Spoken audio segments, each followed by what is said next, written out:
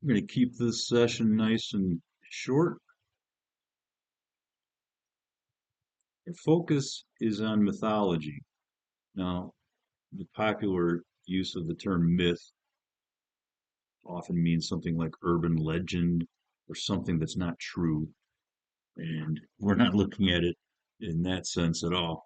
Mythology, in terms of ancient cultures, explaining what's important to them, maybe making moral points, and the young person was too arrogant, or there are great things humans can do, but there are limitations, and none of it has anything to do with science.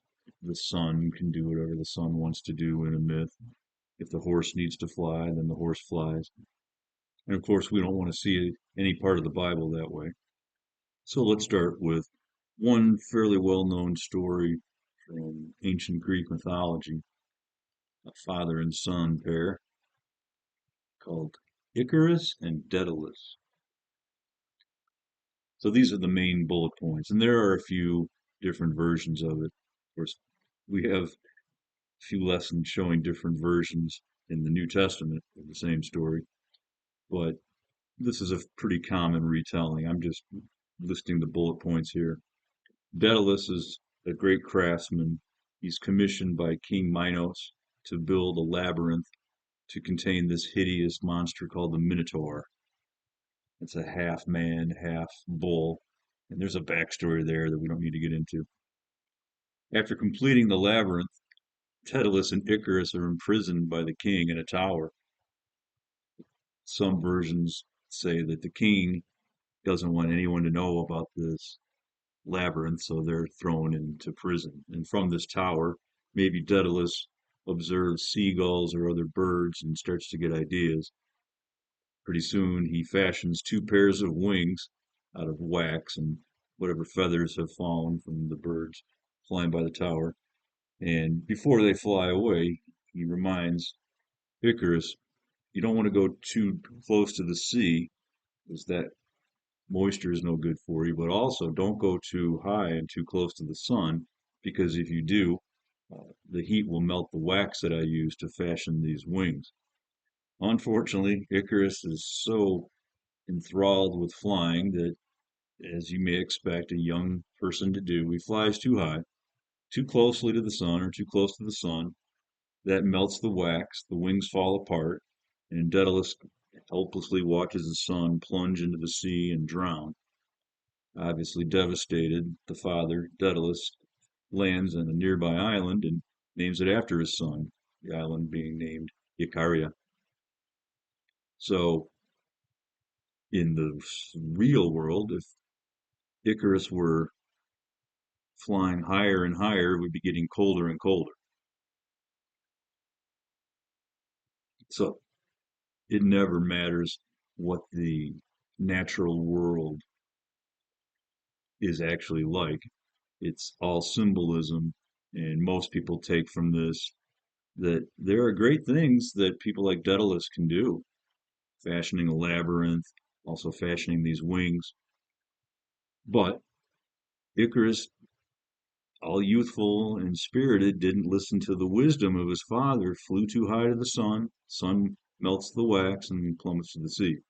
So not only would that not be like a thing, as young people say, flying higher and higher, the air gets colder and colder, but obviously the wings would never have worked. People actually tried stuff like that in the more modern era before the Wright brothers finally came along. But there was no labyrinth, and of course there was no Minotaur. I guess the backstory is kind of worth it. Apparently, the king, his wife, mated with some fashioned wooden bull, and those two created this hideous beast called a Minotaur. That's just in the backstory. Oh boy. Okay. So obviously, this is just a myth. Luckily, if you're a fundamentalist or an evangelical Christian, you know that unlike this, in the Old and New Testaments, everything that you read is a story that happened in history, like this one. This is Joshua So where are we then? Joshua takes over after Moses dies. I think this is the sixth book, right? Genesis, Exodus, Leviticus, Numbers, Deuteronomy, and Joshua, Judges, Ruth, Kings. There's a lot of books that aren't that much fun to read, frankly, although that's obviously just an opinion. Joshua 10, 9 through 14. So Joshua's role is to, along with much help from Yahweh or the Lord, killing lots of folks, setting their cities on fire, slaying the animals, and it's a bloodbath, much bloodier than Greek mythology. All right, so Joshua 10, 9 through 14. I got a feeling this is going to be a little tough to read, not a familiar passage. Joshua therefore came unto them suddenly and went up from Gilgal all night. And the Lord discomfited them before Israel, and slew them with a great slaughter at Gibeon, and chased them along the way that goeth up to Bethoron, and smote them to Azekah, and unto Makkedah. And it came to pass, as they fled from before Israel, and were in the going down to Bethoron, that the Lord cast down great stones from heaven upon them unto Azekah, and they died. And they were more which died with hailstones than they whom the children of Israel slew with the sword. Then spake Joshua to the Lord in the day when the Lord delivered up the Amorites before the children of Israel. And he said in the sight of Israel, this is Joshua telling the Lord, Sun, stand thou still upon Gibeon, and thou moon in the valley of Ajalon. And the sun stood still, and the moon stayed, until the people had avenged themselves upon their enemies. Is not this written in the book of Jasher? So the sun stood still in the midst of heaven, and hasted not to go down about a whole day. And there was no day like that before it or after it, that the Lord hearkened unto the voice of a man, for the Lord fought for Israel.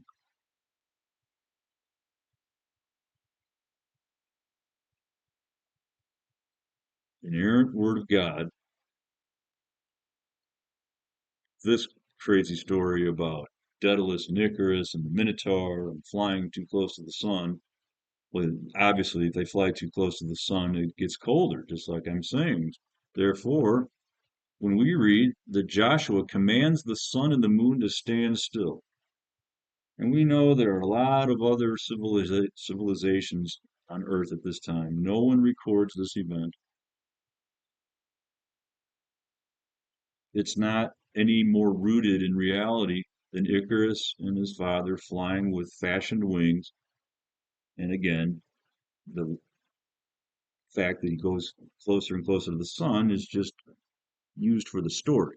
It doesn't work that way in the so-called real world. Yeah, neither would the Minotaur exist, neither did he actually build a labyrinth, nor make these wings.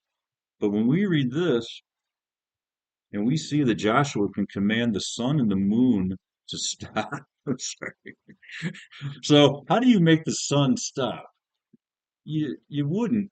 You would make the earth stop rotating, I guess. And then if the moon is stopped,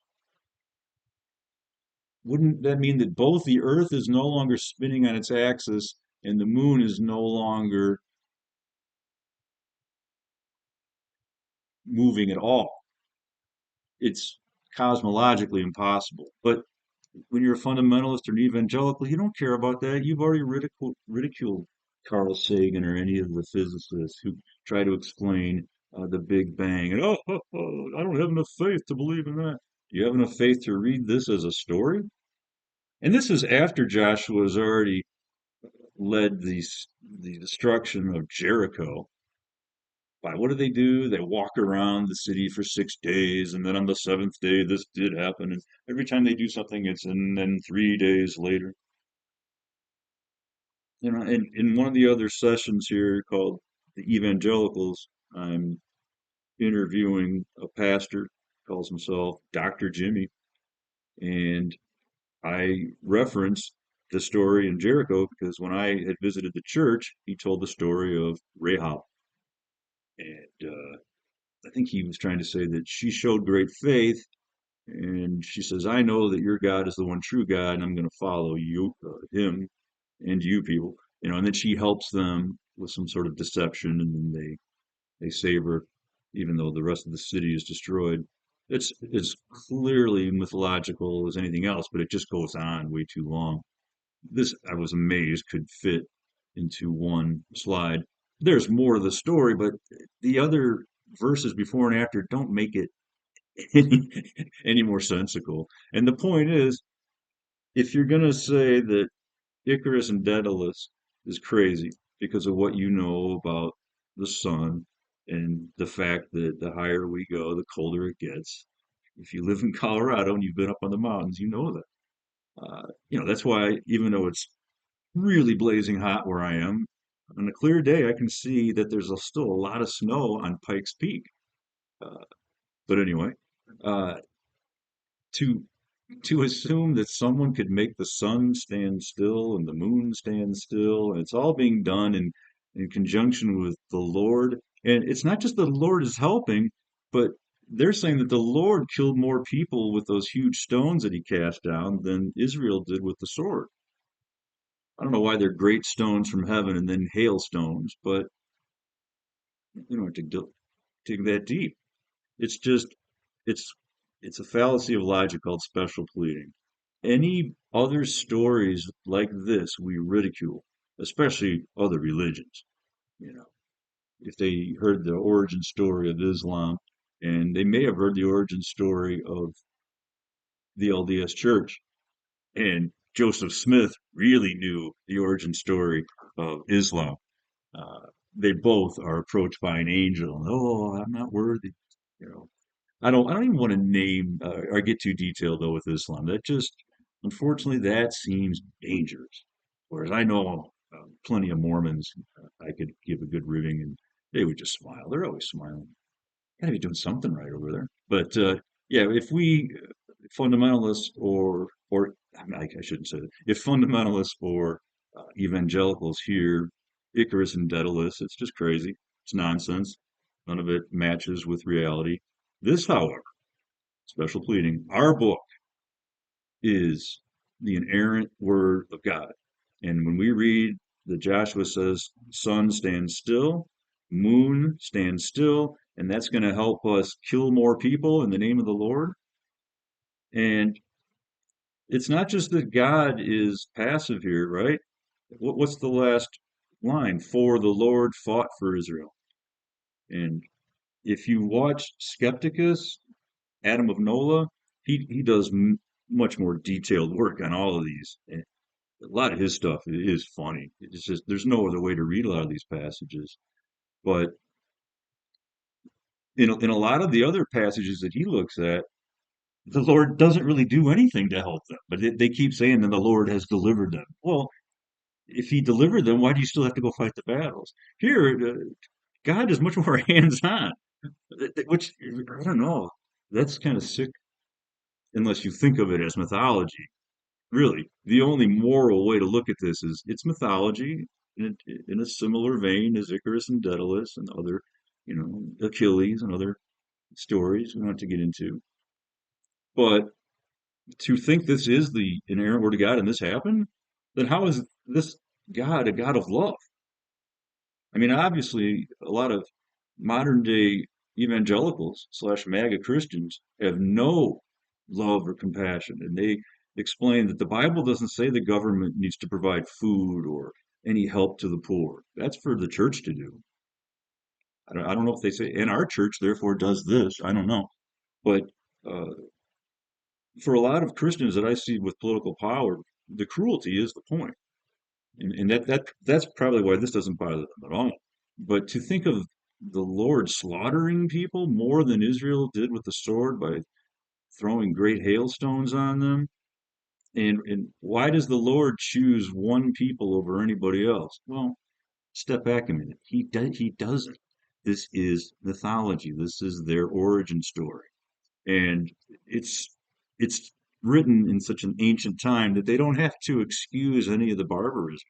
If they wipe out every man, woman, and child, and anything that has breath, that's just part of the story. They don't apologize for any of this. But anyway, we could find more examples, but I'm just saying, once again, If this is clearly mythology to you, but this is history, I don't know. Could I get an eighth of whatever you're smoking?